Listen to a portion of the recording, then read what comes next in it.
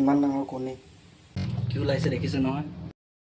আজি ব্লগটো বাবুদা তাৰ পৰাই আৰম্ভ কৰিলোঁ। বাবুদাৰ দোকানতে ই ৰিক্সা এছ'চিয়েটৰ মিটিংখন মেলাশালীতে পাতিছিল। বাবুদাক দোকানৰ বস্তু কেইপিলমান আনি দি মিটিঙত থাকি বুজনি ল'লোঁ।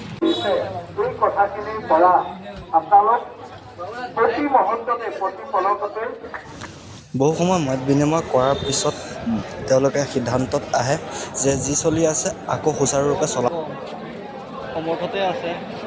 গাড়ী চলাওক যাতে ভিডিঅ'টো আগলৈ চাই থাকিব, ভাল পাব চাই ভিডিঅ'টো। ইমান ডাঙৰ কণী কি কৰোঁ চাই থাকক। দুটা কুহুম থকা কণী লৈ আনিছোঁ বাবুদা তাৰ পৰা দুটা। এইটো কি হয় গাইছ,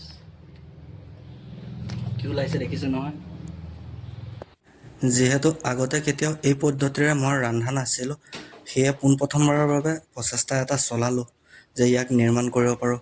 এতিয়া ভিডিঅ'টো চাই আপোনালোকে জনাব মই ৰান্ধিব পাৰিছোঁ, মোৰ ৰন্ধা কৌশল কেনে পালে। আজি ভিডিঅ'টো ইমানেই, বাই।